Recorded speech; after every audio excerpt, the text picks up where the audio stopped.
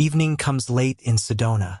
The sky holds on to its bruised oranges and dying reds a little longer than it should, like it's reluctant to let go. Out there, in the desert quiet, every sound carries. Coyotes yelping in the distance, tires on gravel, the wind dragging sand against the windows. The house breathes with it, creaks in the floorboards, whispers through the ducts. Our house sat near the edge of a dry ridge, surrounded by half-wild pine and rock. I'd chosen the lot myself, spent months clearing it, pouring the foundation with my own hands when the contractor ran late and overcharged. Every beam in that place had passed through me, measuring, lifting, fixing. I remember thinking, when it was finally finished, that it would last, that a home you build with your back doesn't fall apart with time. But I was wrong. What rots a house doesn't always start in the walls. That evening, I came in through the garage, same as always. The sun was low, casting gold across the floor. I didn't even set my keys down before I heard it. Voices from the living room. No urgency, no anger, just Brad's voice, casual, clear as if he were standing right in front of me. By morning, he'll be gone, he said. It's taken care of. Then silence. A pause. A rustle of papers, maybe. Then his voice again. The guy said the title's clean. He'll take it straight from the lot. He was talking about my car. The one parked out front. The one I hadn't listed for sale. I waited for Linda to speak, for her to laugh or correct him. I waited for her to say, "You should ask him first," or even just, "Are you sure?" Nothing. Not a sound. She was there. I saw her reflection in the glass of the hallway cabinet. A shape beside him. Standing. Listening. Not stopping him. That's when it hit me. This wasn't a discussion. It wasn't a moment of teenage impulse or misunderstanding. It wasn't some wild scheme they figured I'd shut down. It was a plan. A shared one. Already moving. And I wasn't in it. You'd think betrayal would come loud. Doors slamming. Accusations thrown across the room. Someone yelling, "Get out!" Like in the movies. But no. Sometimes it's quieter than that. Sometimes it's just a sentence spoken in passing, with your name stripped from it. By morning, he'll be gone. That's how they said it. Like I was a package scheduled for pickup. I stood there for a long time. Long enough that my hands started to sweat against the keys in my palm. Long enough that I could feel my pulse behind my eyes. My chest wasn't tight. My jaw wasn't clenched. There was no panic. Just cold. Clean. Like glass breaking in the snow. I turned and walked back out. Not fast. Not dramatic. Just one step after the other. Past the laundry room. Through the door. Into the driveway where my truck sat with the driver's side open from earlier. The same truck I'd driven cross-country in when Linda and I decided to move here. Chasing some dream of peace after too many years spent patching holes in her ex-husband's wake. The sky was deeper now. Purple bruising into black. You could smell the pine and the dust, and the faint trace of heat baked into the rocks from the afternoon. The world felt still, but inside me something shifted. I thought about what I'd heard. Not just the words, but the ease of them. The assumption. The way Brad said it, like he was handling business, like he had the right. And Linda, her silence was worse than permission. It was agreement. That's when I knew. I wasn't just being pushed out. I had already been erased. So I made a decision. Not one born of rage. There was no yelling. No confrontation. That would have made it about emotion, and I had none left to give. This wasn't anger. This was clarity. I walked to the edge of the property where cell service was strongest and called a tow truck. The dispatcher asked a few questions. I gave them the details. VIN, make, model, address. Told them I'd leave the keys in the glove box. No need for a receipt. No need for a goodbye. They said they'd be there within the hour. I didn't go back inside. I stood by the fence post, watching the horizon fade to charcoal, listening to the cicadas and the faint hum of power lines. After a while, the tow truck pulled up, lights low. A man in a cap got out. We didn't speak. He knew the job. He loaded the car. I handed him the title. But before I did, I signed it over. Not to Brad. No. I transferred the vehicle to his biological father. A legal gift. Free and clear. Let them argue over it. Let the law explain what silence costs. The man drove off, taillights disappearing down the dirt road like a dying ember. I didn't go back to the house. Not that night. I walked 2 miles down the road to the diner off the highway and sat at the far end of the counter. Ordered a coffee I didn't drink. Ate eggs I didn't taste. The waitress didn't ask questions. I think she saw the look in my eyes and decided not to pry. At some point I checked my phone. No missed calls. No texts. No one noticed I was gone. And that told me more than anything else. Back at the house, I imagined them discovering the empty space where the car had been. I pictured Brad pacing, confused, checking his phone, maybe even blaming Linda. I wondered if she'd defend me, say he must have had a reason, or if she'd just fold into silence again. But I didn't care, because in that moment, for the first time in years, I was thinking only about myself. Not the family, not the story we sold to neighbors, not the illusion of unity held together by my labor. Just survival. There's a kind of peace in letting go of something you were never truly part of. Like watching a boat drift away that you'd spent years bailing water from. You don't panic. You don't chase it. You just stop swimming after it. I spent the night in a motel just outside town. A single-story place with flickering signs and curtains that didn't close all the way. The bed was stiff. The air smelled like bleach and old cigarettes. But I slept. And in the morning, when I woke up to my phone buzzing, it wasn't Linda. It wasn't Brad. It was the police. Calm voice. No urgency. Mr. M., the officer said. We'd like to ask you a few questions. About last night. My throat tightened. What about it? How much did you hear and when? That was all he said. Not, we're concerned. Not, there's been an incident. Just that. How much did you hear? And that's when it all clicked. This wasn't just a car deal. It wasn't a misunderstanding. It was a move, maybe even a setup. And by walking out, I'd sidestepped something darker than disrespect. I'd escaped it. They hadn't just crossed a line. They tried to erase mine. And when you realize your place in a family is conditional, tied to your usefulness, your silence, your compliance, you stop calling it family. You start calling it what it is. A house full of strangers with your name on their bills. The motel room had no clock. Just a slow, mechanical hum coming from the air conditioner near the window and the faded smell of old cleaners soaking into the thin carpet. I stared at the ceiling as light bled through the blinds, blue and gray, not quite morning, not quite peace. I hadn't showered. I hadn't changed clothes, but something in me had already been scrubbed clean. By daylight, the urgency was gone. I wasn't panicked. I wasn't angry. I was methodical. There's a version of events where I'm slashing tires or kicking in doors.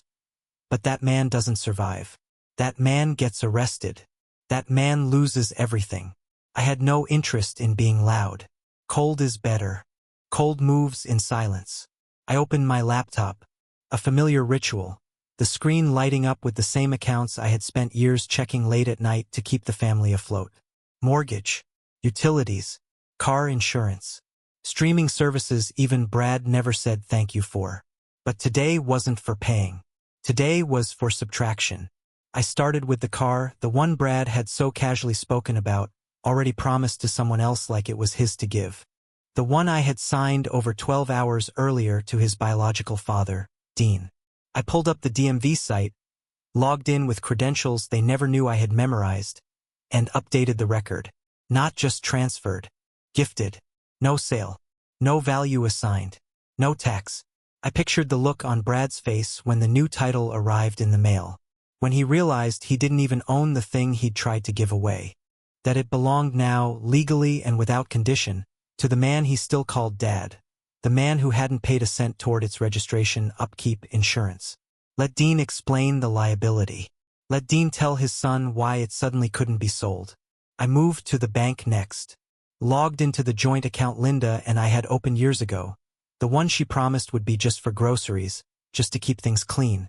But the balance always dipped when Brad needed shoes. Or gas. Or whatever other thing he couldn't be bothered to earn. I transferred the full balance into my personal account. Closed the joint one. Then I locked down my cards, the secondary one Brad used in emergencies. The emergency last month was video game credits and gas station snacks. I remember the receipt. I'd said nothing. Now I said it in silence. Card deactivated. Access revoked. Notifications set to alert me if he tried again. Took 5 minutes. The tuition account was next. I had set it up myself, long before Brad's grades had caught up with his mouth. It was a $529 plan under my name, contributions only from my paycheck. I paused the disbursements. Not canceled, paused. Let the system build tension while the university waited. Brad didn't know what it meant yet. He would. I reviewed every autopayment, gym memberships, the shared Netflix, even the Spotify subscription that only played rap I hated and podcasts I never heard. All gone. I unsubscribed from the family plan. Then I checked the insurance policy. Brad's car was still under my name for the next 6 months. Covered. Protected. Shielded by a man who, according to him, wasn't family. I called the insurance company. Yes, I said calmly. Remove the secondary driver. Cancel that coverage. I no longer wish to be responsible for any incidents involving that vehicle. It's no longer in my possession. There was a pause. The agent asked if I wanted to keep the file active in case the title was contested. No, I said. Let whoever owns it now figure it out. When I hung up, I sat still for a long time. It wasn't the money. Not really. It was the realization that I had built an entire infrastructure around a family that never included me in the architecture. I was the beam they leaned on until they wanted an open floor plan. So I removed myself from the blueprints. Not with violence. Not with revenge. Just subtraction. An hour passed. Then 2. The sun moved higher. My phone buzzed twice. A junk email and a password reminder. But still no calls from Linda. Nothing from Brad. The silence was louder than rage. It was nearly noon when the phone finally rang. Not a number I recognized. Not Linda's tone. Mr. H? The voice asked. Firm. Calm. Official. This is Officer Langley, Sedona PD. We're looking into a private property report filed late last night. A vehicle ownership dispute. I waited. I didn't reply. Were you aware your vehicle was reported missing? It wasn't missing, I said. Pause. Would you mind clarifying that? I had it towed, I replied. Gave it away. Legally. To whom? Brad's biological father. Another pause. Something shifted in his tone. Do you have documentation? Yes. Electronic transfer. Paper copy signed. Another few seconds of silence on his end. And you say this was voluntary? No one forced me. And when did you make the decision to transfer ownership? After I heard my stepson planning to give it away behind my back, I said. And after his mother stood there and said nothing. That quiet again. The one that tells you they know more than they can say. A tone behind the badge. Not compassion. Not even sympathy. Just understanding. How much did you hear, sir? He asked. Enough, I wanted to say. Enough to understand that my presence in that house was no longer neutral. It wasn't just disrespected. It was a threat to be managed. A variable they were trying to erase quietly. And I'd heard it. In my own home. Without a raised voice. No one warned me. No one tried to explain. They just carved me out like rot from the foundation and hoped the house would still stand. I gave the officer a short answer. Enough to know I was no longer safe there. He didn't ask more. Didn't need to. After the call, I packed the few things I'd brought. Toothbrush, charger, the t-shirt I'd slept in. Left the room key on the counter. Walked to the diner again. Sat at the far end of the same booth. Ordered nothing. I didn't need food. I needed space. And clarity. A waitress passed me once, maybe twice, then left me alone. God bless the people who know how to leave a man in peace. It was only later, back in my truck, that I thought to check social media. Not something I usually do. But I wondered. I searched Brad's name. His account was public. The top post was from 4 hours ago. Some people are just bitter losers, it said. You try to help them move on, and they act like victims. SMH. Car's gone. But whatever. We'll bounce back. Hashtag #ReAloneSnow. There was a photo attached. Him. Linda. Smiling. Smiling. I stared at it for a long time. Not because it hurt. Not because it surprised me. Because I finally understood.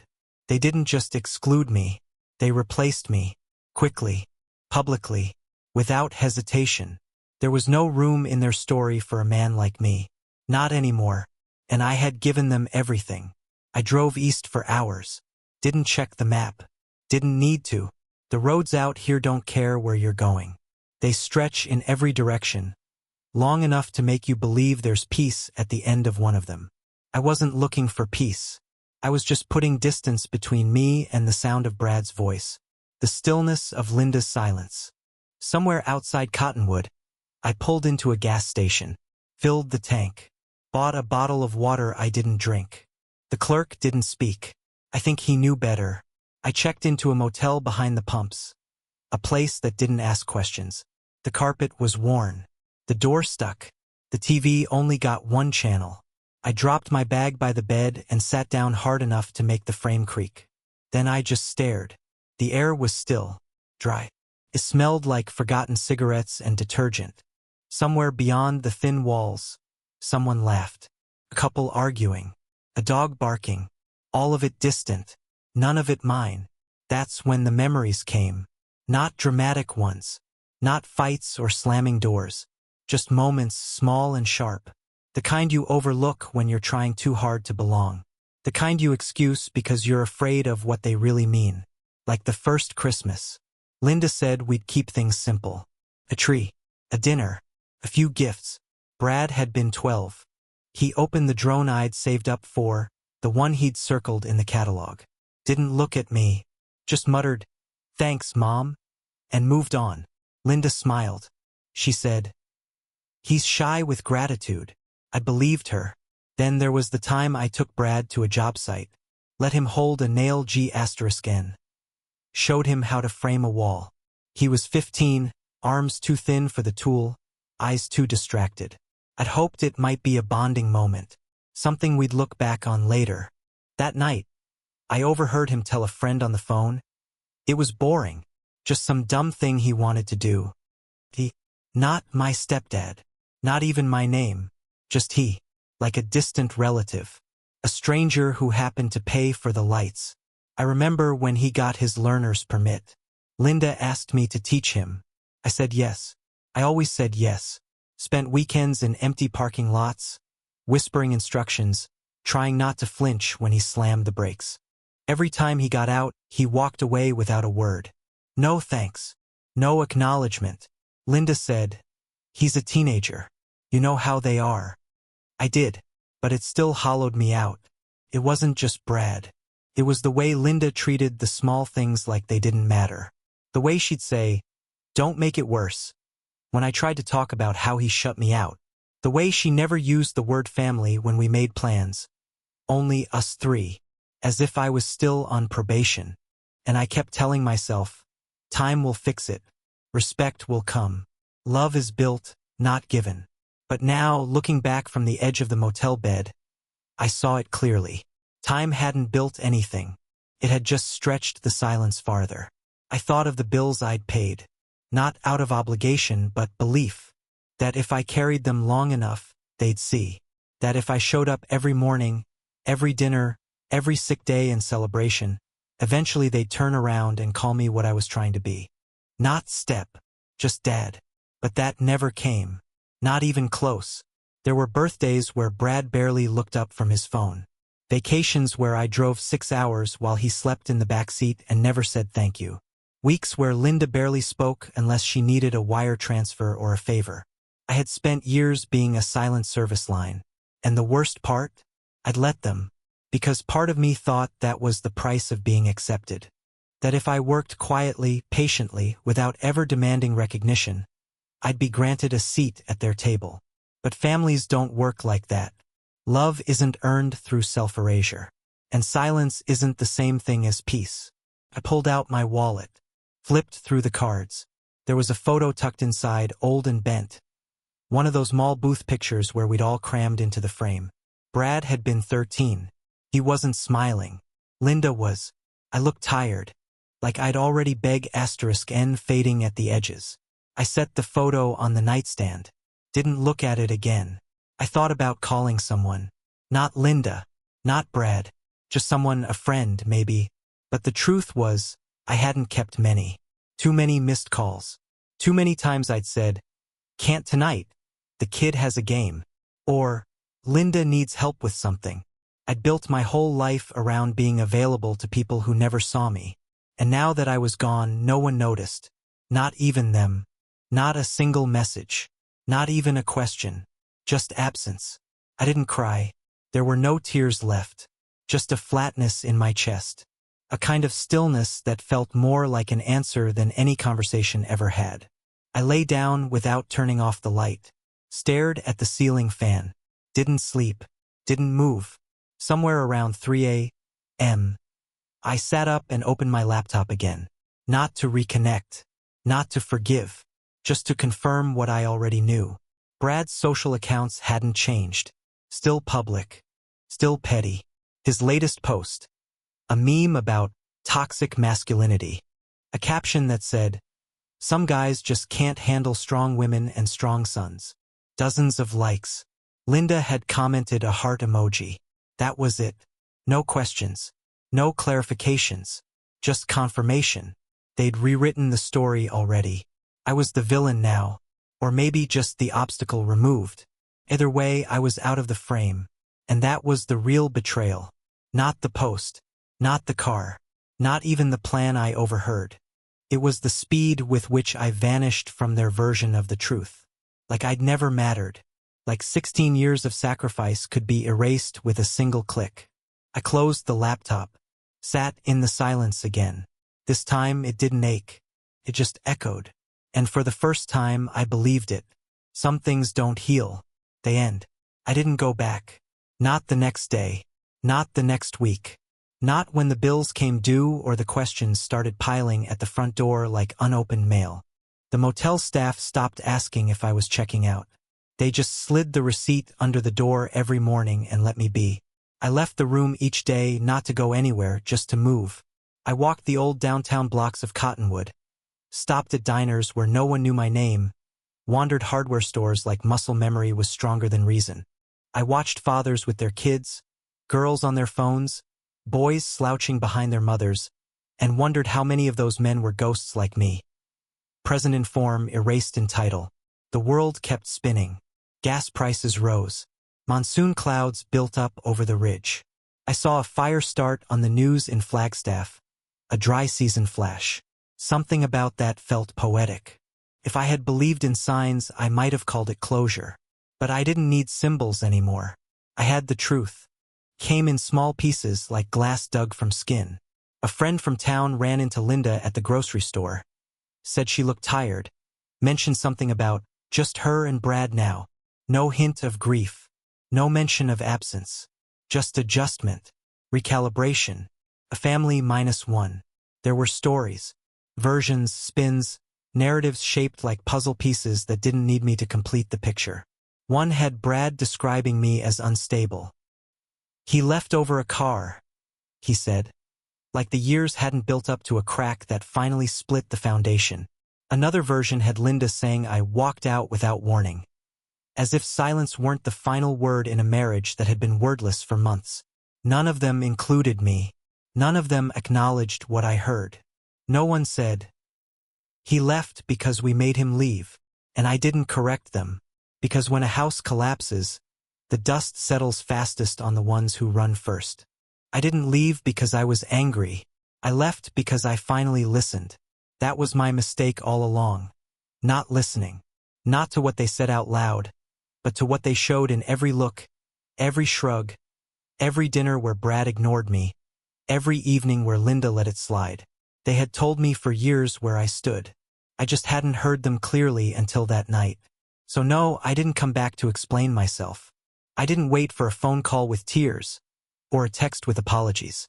I let the silence grow. I let the absence speak. And it did. Loudly. Brad's tuition was due within days of the freeze. I knew it would hit fast. He was always careless, always assumed someone would step in at the last second to save him from his own neglect. But I didn't step in. He called once, a number I didn't recognize. I let it ring.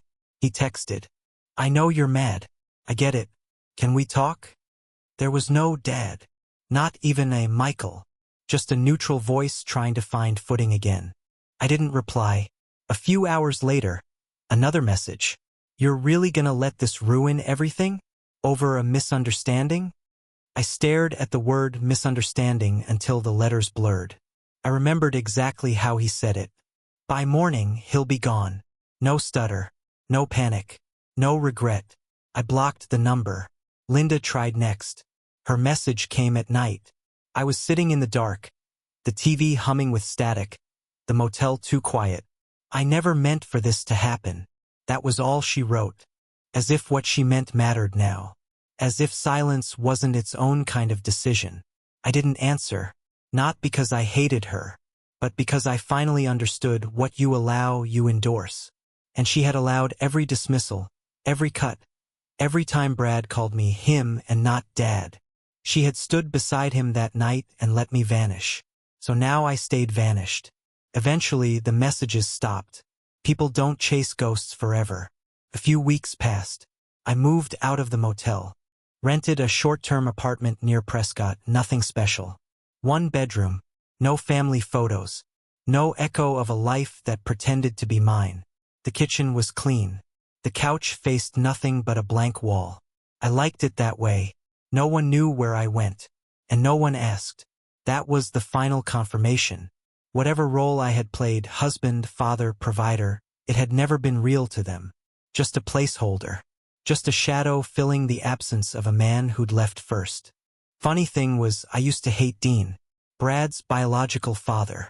The man who never showed up, never paid on time, never took calls unless they were about something he wanted. I thought I was better. I thought showing up made me righteous. But now I saw it. Dean hadn't abandoned them. They just never asked him to stay. The difference between us was that I stayed too long. And now I wasn't staying anywhere I wasn't invited. I ran into a man from the old job one afternoon. He asked if I was still married. I said no. He looked surprised. Linda always seemed nice. I nodded. She was, I said, to everyone but me. He didn't know what to say after that. I left it there. Let him wonder. People like neat endings, clean arcs, reconciliation. But life doesn't write like that. Life breaks. And sometimes that's the ending. No second act. No mended fences. Just a man, alone in an apartment with a couch facing a blank wall. Finally at peace because he's no longer bleeding for people who never knew they were cutting him. Linda sent one last message. It came months later after Brad was suspended from the university. After Dean refused to pick up the bill. After the foundation cracked and there was no one left to hold the walls. He's just a boy. He didn't mean it. We need your help. We. Not Brad. Not I. We. As if the family that erased me could still claim me when the tide turned. As if silence was something I'd forget. I didn't reply. I deleted it. And in that moment, I felt something close to clean. Not healed. Not whole. Just free. People say time heals. But they forget to mention. Sometimes time just confirms the wound was meant to be fatal. And I had no interest in coming back from it. So now I live like this. One room. No noise. No yelling. No slammed doors. No half-hearted thanks over steak I grilled with my own hands. Just quiet. The kind that feels like ownership. The kind that doesn't ask permission. And sometimes, late at night, I wonder what they tell people. I wonder if Brad ever admits what he said. If Linda ever confesses what she didn't say. But I doubt it. They'll tell a different story. One where I was cold. One where I gave up. One where I vanished because I couldn't take a joke, or couldn't handle a boy finding his own voice. They won't say the truth. That I stayed too long in a house where I was treated like a tenant. That I built a life for a family that never let me inside. That I left not out of anger, but out of clarity. And that's what K*LLS them. that I didn't slam the door. I just walked out and never looked back. Because sometimes the quietest goodbye is the one that echoes longest. So now I ask you, the one reading this, the one listening, was I wrong?